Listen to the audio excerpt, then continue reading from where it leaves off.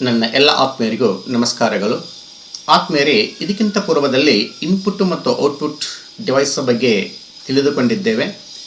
ಇವತ್ತು ಡಿಸ್ಕಸ್ ಮಾಡೋದು ಏನಪ್ಪ ಅಂದ್ರೆ ಸಿ ಪಿ ಯು ಅಂತ ಹೇಳ್ಬೋದು, ಅಥವಾ ಸೆಕೆಂಡರಿ ಸ್ಟೋರೇಜ್ ಡಿವೈಸ್ ಅಂತ ಕರಿತೇವೆ. ಸೊ ಕನ್ನಡದಲ್ಲಿ ಹೇಳಬೇಕಾದಾಗ ದ್ವಿತೀಯ ಸಂಗ್ರಹಣಾ ಸಾಧನಗಳು.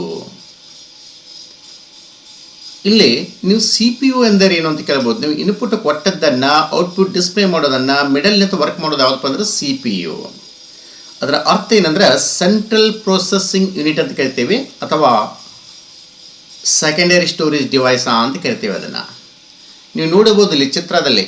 ಒಂದು ಉದಾಹರಣೆ ಅಂದರೆ ಆ್ಯಕ್ಚುಲಿ ಇವಾಗ ಇದಕ್ಕೇನಂತ ಕರಿತೀವಿ, ಸಿ ಪಿ ಯು. ಸೊ ಇಲ್ಲಿ ಪವರ್ ಬಟನ್ ಇರುತ್ತೆ, ಆನ್ ಮತ್ತು ಆಫನ್ನು ಮಾಡ್ಬೋದು. ಸಿ ಡಿ ಡ್ರೈವ್ ಇರುತ್ತೆ, ಪೆನ್ ಡ್ರೈವ್ ಹಾಕ್ಲಿಕ್ಕೆ ಇದಿರುತ್ತೆ, ಎಲ್ಲ ಅವೈಲೇಬಲ್ ಇದಿರ್ತೀವಿ. ಕೀಬೋರ್ಡು, ಮೌಸು, ಮಾನಿಟರ್ ಎಲ್ಲ ಕನೆಕ್ಷನ್ಸ್ ಎಲ್ಲ ಇರೋದು ಯಾವಪ್ಪ ಅಂದ್ರೆ ಈ ಸಿ ಪಿ ಯು ಅಂತ ಕರಿತೇವೆ. ಬ್ಯಾಕ್ ಆಫ್ ಅದಕ್ಕೆ ಏನು ಮಾಡ್ತೇವೆ, ಕನೆಕ್ಟನ್ನು ಕೊಡ್ತೇವೆ. ಸೊ ಇವಾಗ ಅದು ಇಲ್ಲಿ ನೀವು ಕೇಳ್ಬೋದು ಇಂಟೆಕ್ಸ್, ಅದು ಕಂಪನಿ ನೇಮ್ ಅಂತ ಹೇಳ್ಬೋದು ಆ್ಯಕ್ಚುಲಿ. ಸೊ ಇಲ್ಲಿ ಸಿ ಪಿ ಯು ಮೇಲ್ಗಡೆ ಇರ್ತಕ್ಕಂಥ ಇದಕ್ಕೆಲ್ಲ ನಾವು ಮೌಸನ್ನು ತೋರಿಸ್ತಾ ಇದ್ದೀನಲ್ಲ, ಇದಕ್ಕೆಲ್ಲ ಏನಂತೀವಿ, ಕ್ಯಾಬಿನೆಟ ಅಂತ ಕರಿತೀವಿ. ಈ ಸಿ ಪಿ ಯು ಎಲ್ಲಿಗೆ ಬಂದಾಗ ಎರಡು ಕ್ಯಾಬಿನೆಟನ್ನು ನಾವು ಕಾಣ್ತಾ ಇದ್ದೇವೆ. ಒಂದು ATX ಅಂತ ಹೇಳ್ತಾ ಇದ್ದೇವೆ, ಮತ್ತೊಂದು AT cabinet. AT it means advanced technology ಅಂತ ಕರಿತಾ ಇದ್ದೇವೆ.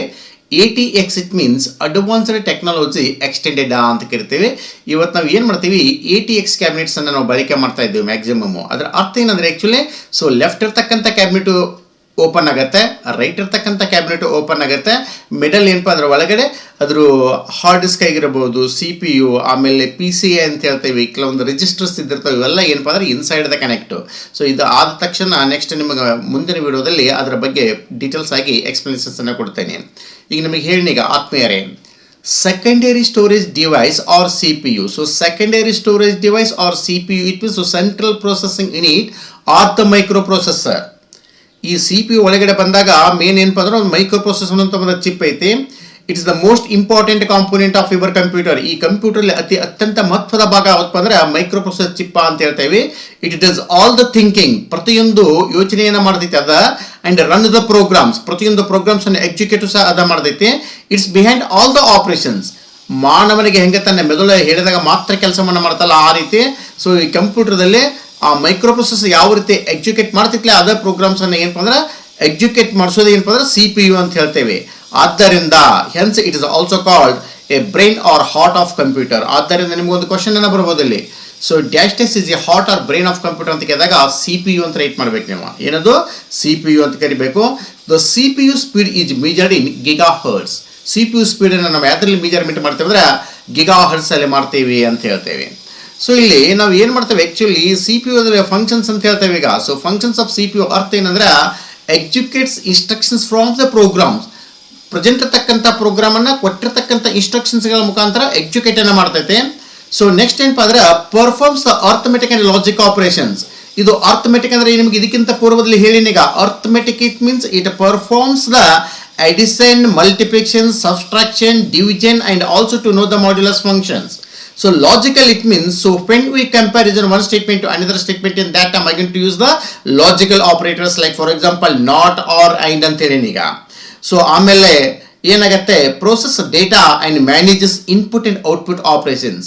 ನೀವು ಇನ್ಪುಟ್ ಕೊಟ್ಟಿರ್ತಕ್ಕಂಥ ದತ್ತಾಂಶವನ್ನು ಸ್ವೀಕಾರ ಮಾಡಿಕೊಂಡು ಅದನ್ನು ಸಂಸ್ಕರಿಸಿ ಔಟ್ಪುಟ್ ಒಂದು ಸಮಥಿಂಗ್ ಒಂದು ರಿಸಲ್ಟನ್ನು ಕೊಡಿಸೋದು ಯಾವಪ್ಪ ಅಂದ್ರೆ ಸಿ ಪಿ ಯು ಅಂತ ಕರಿತೇವೆ.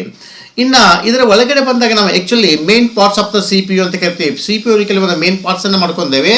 ಒಂದು ಅರ್ಥಮೆಟಿಕ್ ಆ್ಯಂಡ್ ಲಾಜಿಕ್ ಯೂನಿಟ್ ಅಂತ ಹೇಳಿನೀಗ. ಇದು ಏನಾಗುತ್ತೆ, ಪರ್ಫಾರ್ಮ್ಸ್ ಅರ್ಥಮೆಟಿಕ್ ಆಪರೇಷನ್ಸ್ ಅಂದರೆ ಅಂಕಗಣಿತದ ಎಲ್ಲ ಲೆಕ್ಕಗಳನ್ನು ಸಹ ಮಾಡ್ತದೆ ಇದು. ಅಂದರೆ addition, subtraction, multiplication, division and also to know the modulus functions. And logical operations it means and or not ಅಂತ ಹೇಳ್ತೇವೆ. ಇನ್ನು ಕೆಲವೊಂದು ಸಮ್ ಸಿಚುವೇಷನಲ್ಲಿ ಕಂಪ್ಯಾರಿಸನ್ಸನ್ನು ಸಹ ನಾವು ಮಾಡ್ತೇವೆ, ಆಪರೇಟರ್ಸ್ ಅಂತ ಹೇಳ್ತೇವಲ್ಲ ಅವುಗಳನ್ನ ಬಳಕೆ ಮಾಡ್ತೇವೆ. ಸೊ ಇಲ್ಲಿ ನೆಕ್ಸ್ಟ್ ಏನಪ್ಪ ಅಂದ್ರೆ ಸೆಕೆಂಡ್ ಕಂಟ್ರೋಲ್ ಯೂನಿಟ್ ಅಂತ ಕರಿತೇವೆ. ಸೊ ಕಂಟ್ರೋಲ್ ಯೂನಿಟ್ ಭಾಳ important actually. The controls the execution of the instructions. ಕೊಟ್ಟಿರ್ತಕ್ಕಂಥ ಇನ್ಸ್ಟ್ರಕ್ಷನ್ಸ್ಗಳ ಮುಖಾಂತರ ಪ್ರೋಗ್ರಾಮ್ಸನ್ನು ಹೆಂಗೆ ಎಕ್ಸಿಕ್ಯೂಟ್ ಮಾಡ್ತೈತೆ. And coordinates communication between the C P U, memory and input and output devices. ಕೊಟ್ಟಿರ್ತಕ್ಕಂಥ ಇನ್ಪುಟ್ ಡಾಟಾವನ್ನು ಸ್ವೀಕಾರ ಮಾಡಿಕೊಂಡು ಮೆಮರಿ ಯೂನಿಟ್ಗೆ ಆ ಡಾಟಾವನ್ನು ಸೆಂಡ್ ಮಾಡಿ ಆ ಇರ್ತಕ್ಕಂಥ ಒಂದು ಯಾವುದೋ ಒಂದು ಪ್ರೋಗ್ರಾಮ್ಸನ್ನು ಯಾವ ರೀತಿ ಕಂಟ್ರೋಲ್ ಮಾಡಿ ಅದನ್ನು ಔಟ್ಪುಟ್ ಆಗಿ ರಿಸಲ್ಟ್ ಅನ್ನು ಕೊಡ್ತಿಕ್ಲ, ಇದೆಲ್ಲ ಏನಪ್ಪ ಅಂದರೆ ಕಂಟ್ರೋಲ್ ಯೂನಿಟು. ಸೊ ಇಷ್ಟಲ್ಲದೆ ಮತ್ತೊಂದು ಏನಪ್ಪ ಅಂದ್ರೆ ಥರ್ಡ್ ಒನ್ನು ಮೆಮರಿ ಯೂನಿಟ್ ಅಂತ ಕರಿತಾ ಇದ್ದೇವೆ. It store the hard disk ಅಂತ ಕರಿತೇವೆ. ಹಾರ್ಡ್ ಡಿಸ್ಕ್ ಅಂತ ತಿಳ್ಕೊಬೇಡಿ ಇಲ್ಲಿಗ. ಸೊ ಅದು HDD ಅಂತ ಆಗಿರ್ಬೋದು, ಹಾರ್ಡ್ ಡಿಸ್ಕ್ ಡ್ರೈವ್ ಅಂತ ಆಗಿರ್ಬೋದು, ಇವನ್ SSD ಅಂತ ಬರ್ತಾ ಇದೆ, ಸಾಲಿಡ್ ಸ್ಟೇಟ್ ಡ್ರೈವ್ ಅಂತ ಕರಿತಾ ಇದ್ದೇವೆ. ಇವನ್ ಪೆನ್ ಡ್ರೈವ್ ಅಂತ ಆಗಿರ್ಬೋದು, ಅಥವಾ USB ಫ್ಲಾಶ್ ಡ್ರೈವ್ ಅಂತ ಆಗಿರ್ಬೋದು, ಇವರ ಮೆಮರಿ ಕಾರ್ಡ್ ಅಂತ ಆಗಿರ್ಬೋದು, ಇವನ್ CD ಕಾಂಪ್ಯಾಕ್ಟ್ ಡಿಸ್ಕ್ ಅಂತ ಹೇಳ್ತಾ ಇದ್ದೇವೆ. ಸೊ ಇಷ್ಟಲ್ಲದೆ DVD ಅಂತ ಕರಿತಾ ಇದ್ದೇವೆ, ಡಿಜಿಟಲ್ ವರ್ಸ್ಟೈಲ್ ಡಿಸ್ಕ್ ಅಂತ ಕರಿತೇವೆ. ಇದಷ್ಟೇ ಅಲ್ಲದೆ ಬ್ಲೂ ರೇ ಡಿಸ್ಕ್ ಅಂತ ಕರಿತಾ ಇದ್ದೇವೆ, ಮ್ಯಾಗ್ನೆಟಿಕ್ ಟೇಪ್ ಅಂತ ಕರಿತಾ ಇದ್ದೇವೆ. ಇವೆಲ್ಲ ಏನಪ್ಪ ಅಂದರೆ ಮೆಮರಿ ಯೂನಿಟಲ್ಲಿ ನಾವು ಇವರನ್ನು ಅಳವಡಿಸ್ಕೊಳ್ತೀವಿ ಅಂತ ಹೇಳ್ತೇವೆ. ಇದಲ್ಲದೆ ಲಾಸ್ಟ್ ಮತ್ತೊಂದು ಏನಂದ್ರೆ ರಿಜಿಸ್ಟರ್ಸ್ ಅಂತ ಹೇಳ್ತಾ ಇದ್ದೇವೆ. ನೀವು ನೋಡ್ತೀರಿ ಈಗಲ್ಲ ಒಳಗಡೆ CPU ಒಳಗಡೆ ಇನ್ಸೈಡ್ ನೀವು ಹೋದಾಗ ಕೆಲವೊಂದು ಸ್ಮಾಲ್ ರಿಜಿಸ್ಟರ್ಸ್ ಇದ್ದಿರ್ತಾವೆ. ಅದು ಏನಪ್ಪ ಅಂದ್ರೆ ಸೊ ಈಗ ಫೋರ್ತ್ ಆಪ್ಷನ್ಸ್ ಅಂತ ಹೇಳ್ತೇವೆ. ಇದರ ಫ್ಯೂಚರ್ಸ್ ಏನಂದ್ರೆ ಆ್ಯಕ್ಚುಲಿ ಹೈ ಸ್ಪೀಡಾಗಿ ವರ್ಕನ್ನು ಮಾಡುತ್ತೆ, execute millions or billions of instructions per ಸೆಕೆಂಡ್ದಲ್ಲಿ ಇವನು ಮಿಲಿಯನ್ಸ್ ಆರ್ ಬಿಲಿಯನ್ಸ್ ಇದನ್ನ ತಕ್ಕಂತೆ ಏನು ಮಾಡುತ್ತೆ ಅಂದರೆ ವರ್ಕನ್ನು ಮಾಡುತ್ತೆ. So works closely with memory RAM to process the data. ನೀವು ಮತ್ತೊಂದು ಕೇಳ್ಕೊಬೋದಿಲ್ಲ ಈಗ. ಸೊ ನಾವು ಕಟ್ ಕಾಪಿ ಪೇಸ್ಟ್ ಎಲ್ಲ ಮಾಡ್ತೇವಲ್ಲ, ಅದೆಲ್ಲ ಎಲ್ಲಿ ಸ್ಟೋರ್ ಆಗಿರ್ತೈತೆ ರ್ಯಾಮಲ್ಲಿ ಮಾತ್ರ ಆಗುತ್ತೆ. ಸೊ ರ್ಯಾಮ್ ಅಂದರೆ ರ್ಯಾಂಡಮ್ ಆಕ್ಸೆಸ್ ಮೆಮರಿ ಅಂತ ಕರಿತಾ ಇದ್ದೇವೆ. ಸೊ ರ್ಯಾಮನ್ನು ಬೈ ಚಾನ್ಸ್ ನೀವು ಸಿಸ್ಟಮನ್ನು ಆಫ್ ಮಾಡಿದಾಗ ಆ ಪ್ರೆಸೆಂಟ್ ಇರ್ತಕ್ಕಂಥ ಡಾಟಾ ಏನಾಗಿದೆ ಸೊ ಅಳಿಸಿ ಹೋಗ್ತೈತೆ ಇಲ್ಲ ರ್ಯಾಮದಲ್ಲಿ. ಬಟ್ ಇಲ್ಲಿ ಇನ್ನುಳಿದು ಇವೆಲ್ಲ ಏನು ಹೇಳಿ ನನಗ, ಸೊ ಹಾರ್ಡ್ ಡಿಸ್ಕ್ ಆಗಿರ್ಬೋದು, SSD ಆಗಿರ್ಬೋದು, ಇವನ್ ಈಗ ಪೆನ್ ಡ್ರೈವ್, ಮೆಮ್ರಿ ಕಾರ್ಡು, ಇವೆಲ್ಲ ಏನಂದ್ರೆ ಪರ್ಮನೆಂಟ್ ಮೆಮರಿ ಅಂತ ಹೇಳ್ತೇವೆ. ಆ ಮೆಮರಿ ಕ್ಲಾಸಲ್ಲಿ ಹೇಳ್ತಾ ಇದ್ದಾಗ ಅದ್ರ ಬಗ್ಗೆ ಏನು ಮಾಡೋಣ, ಎಕ್ಸ್ಪ್ಲನೇಷನ್ಸ್ ಅನ್ನು ಕೊಡೋಣ. ಇನ್ನು CPU ಮೇನ್ ಅಡ್ವಾಂಟೇಜ್ ಏನಪ್ಪ ಅಂದರೆ actually so process data quickly and accurately. ಕೊಟ್ಟಿರ್ತಕ್ಕಂಥ ದತ್ತಾಂಶವನ್ನು ಕ್ವಿಕ್ ಆ್ಯಂಡ್ ಫಾಸ್ಟಾಗಿ ನಿಮ್ಗೆ ತೆಗೆದುಕೊಂಡು ಅಕ್ಯುರೇಟಾಗಿ ಆನ್ಸರ್ಸನ್ನು ಹೊರಗಡೆ ಕೊಡೋದೈತೆ. ಕಂಟ್ರೋಲ್ಸ್ ಆಲ್ ಕಂಪ್ಯೂಟರ್ ಆಪರೇಷನ್ಸ್, ಎಲ್ಲ ಆಪರೇಷನ್ಸನ್ನು ಇದೇ ಕಂಟ್ರೋಲ್ ಮಾಡುತ್ತೆ. Supports multitasking and efficient program execution ಅಂತ ಹೇಳ್ಬೋದು. ಇವು ಆದ ತಕ್ಷಣ ಏನಪ್ಪ ಅಂದರೆ ಆದ್ಮೇಲೆ ಇಂಪಾರ್ಟೆಂಟ್ ಏನಂದರೆ ಆ್ಯಕ್ಚುಲಿ ನೀವು ಆ ಸಿಸ್ಟಮ್ಸನ್ನು ನೋಡಬೇಕಾದಾಗ ಇಲ್ಲಿ ಮೈ PC ಅಂತ ಇದೆ, ನಾನು ಇಲ್ಲಿ ಮೌಸನ್ನು ಮೂವ್ ಮಾಡ್ತಾ ಇದ್ದೇನಲ್ಲ, ಇದೇನದು ಮೈ PC ಇದ್ದೇನೆ. ಡಬಲ್ ಕ್ಲಿಕ್ಕನ್ನು ಮಾಡಿದಾಗ ಸೊ ಇಲ್ಲಿ ಡಿಸ್ಪ್ಲೇಸ್ ಇದು ಒಂದು ಇಂಪಾರ್ಟೆಂಟ್ ಆ್ಯಕ್ಚುಲಿ. ಇಲ್ಲಿ ನಾವು ಕಾಣ್ತಾ ಇದ್ದೇನೆ ಈಗ ಆ್ಯಕ್ಚುಲಿ ಏನಪ್ಪ ಅಂತಂದರೆ ಇಲ್ಲಿ ಸೊ ಈಗ ಒನ್ ಡ್ರೈವ್ ಅಂತ ಆಗಿರ್ಬೋದು, ಮೈ PC ಅಂತ ಆಗಿರ್ಬೋದು, 3G ಅಬ್ಜೆಕ್ಟ್ಸ್ ಆಗಿರ್ಬೋದು, ಡೆಸ್ಕ್ಟಾಪ್ ಆಗಿರ್ಬೋದು, ಡಾಕ್ಯುಮೆಂಟ್ ಆಗಿರ್ಬೋದು, ಡೌನ್ಲೋಡ್ ಆಗಿರ್ಬೋದು, ಮುಜಿಕ್ ಆಗಿರ್ಬೋದು, ಇವಕ್ಕೆಲ್ಲ ಏನಂತ ಕರಿತೀವಿ, ಫೋಲ್ಡರ್ಸ ಅಂತ ಕರಿತೇವೆ. ಸೊ ಅಥವಾ ನಾವೇನಂತ ಕರಿಬೋದು, ಸೊ ಇವಾಗ ಡೈರೆಕ್ಟರಿದು ಅಂತ ನಾವು ಕರಿಬೋದು. Folder it means it contains the list of ಸಬ್ ಏನಪ್ಪ ಅಂದರೆ ಡೈರೆಕ್ಟರೀಸ್ ಅಂತ ಕರಿತೇವೆ. Directory it means it contains the group of files ಅಂತ ಕರಿತೇವೆ. ಸೊ ಫೈಲ್ ಇಟ್ ಮೀನ್ಸ್ ಇದೆ ಕಲೆಕ್ಷನ್ ಆಫ್ ಇನ್ಫಾರ್ಮೇಷನ್ ಅಂತ ಕರಿತಾ ಇದ್ದೇವೆ.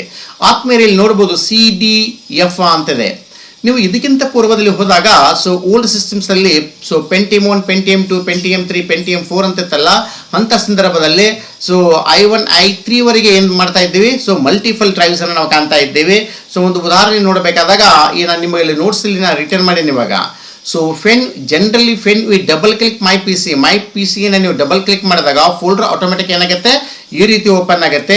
A ಮತ್ತು B ಅಂತ ಕಾಣ್ತದಲ್ಲ, ಇದಕ್ಕೇನಂತ ಕರಿತೀವಿ, FDD ಡ್ರೈವ್ಸ್ ಅಂತ ಕರಿತೀವಿ. ಸೊ FDD ಮೀನಿಂಗ್ ಏನಪ್ಪ ಅಂದ್ರೆ actually so floppy disk drive ಅಂತ ಕರಿತಾ ಇದ್ದೇವೆ. ಸೊ ಫ್ಲಾಫಿ ಡಿಸ್ಕ್ ಮತ್ತೊಂದು ಏನಪ್ಪ ಅಂದ್ರೆ ಅನದರ್ ನೇಮ್ ಡಿಸ್ಕೇಟ್ ಅಂತ ಕರಿತೇವೆ. ಇದನ್ನು ಏನಂತ ಕರಿತೀವಿ, ಡಿಸ್ಕೇಟಾ ಅಂತ ಕರಿತೇವೆ. But it is also called outdated ಅಂತ ಕರಿತೇವೆ ಅದನ್ನು. ಸೊ ಈಗ ನಾವು ಅದನ್ನು ಬಳಕೆ ಮಾಡೋದನ್ನು ಬಂದ್ ಮಾಡೀವಿ ಅಂತ ಹೇಳ್ತೇವೆ. ಇನ್ನು ನೆಕ್ಸ್ಟ್ ಹೋದಾಗ CDEF ಅಂತ ಇದೆಲ್ಲ, ಇವೆಲ್ಲ ಏನಂದ್ರೆ ಹಾರ್ಡ್ ಡಿಸ್ಕ್ ಪಾರ್ಟೇಷನ್ಸ್ ಅಂತ ಕರಿತೀವಿ ನಾವು. ಇದನ್ನು ಏನದು ಹಾರ್ಡ್ ಡಿಸ್ಕ್ ಪಾರ್ಟೇಷನ್ಸು. ಹಾರ್ಡ್ ಡಿಸ್ಕಲ್ಲಿ ನಾವು ಮಾಡಿರ್ತಕ್ಕಂಥ ಪಾರ್ಟೇಷನ್ ಏನು ಮಾಡೀನಿ, ಭಾಳಷ್ಟು ಮಾಡ್ಕೊಂಡಿಲ್ಲ. ಆ್ಯಕ್ಚುಲಿ ನನ್ನ ಸಿಸ್ಟಮ್ದಲ್ಲಿ CD ಅಂತ 2 ಮಾತ್ರ ಮಾಡೀನಿ. ನೀವು ಬೇಕಾದ್ರೆ 4 ಏನು ಮಾಡ್ಬೋದು, ಪಾರ್ಟೇಷನ್ಸನ್ನು ಮಾಡ್ಕೋಬೋದು. ಅದು ಪಾರ್ಟೇಷನ್ಸನ್ನು ಇವನ್ HD ಆಗಿರ್ಬೋದು, SSD ಆಗಿರ್ಬೋದು, ಇವನ್ ಮೆಮ್ರಿ ಕಾರ್ಡಲ್ಲಿ ಸಹ ಏನಾಗಿರ್ಬೋದು ಮಾಡ್ಕೋದಾಗಿರ್ಬೋದು. ಇನ್ನು G ಅನ್ನೋದು ಏನು ಹೇಳುತ್ತೆ, ಪೆನ್ ಡ್ರೈವ್ ಬಗ್ಗೆ ಹೇಳುತ್ತೆ. H ಅನ್ನೋದು ಏನಪ್ಪ ಅಂದ್ರೆ ಕೋಂಬೋ ಆಗಿರ್ಬೋದು, ಅಥವಾ DVD ಡಿಜಿಟಲ್ ವರ್ಸ್ಟೈಲ್ ಡಿಸ್ಕ್ ಅಂತ ಕರಿತೇವೆ, ಅಥವಾ CD ರೋಮ್ ಅಂತ ಕರಿತೀವಿ, compact disc read only memory ಅಂತ ಕರಿತೇವೆ. ಸೊ ಇಷ್ಟು ಏನಪ್ಪ ಅಂದ್ರೆ ಸೆಕೆಂಡರಿ ಸ್ಟೋರೇಜ್ ಡಿವೈಸ್ ಬಗ್ಗೆ ಆಗಿದೆ. ನೆಕ್ಸ್ಟ್ ಇಂಪಾರ್ಟೆಂಟು ಕಂಪ್ಯೂಟರ್ಲಿ ಬರ್ತಿರತಕ್ಕಂಥ ಕೋರ್ಸ್ಗಳ ಬಗ್ಗೆ ಎಕ್ಸ್ಪ್ಲೇನ್ ಕೊಡೋಣ.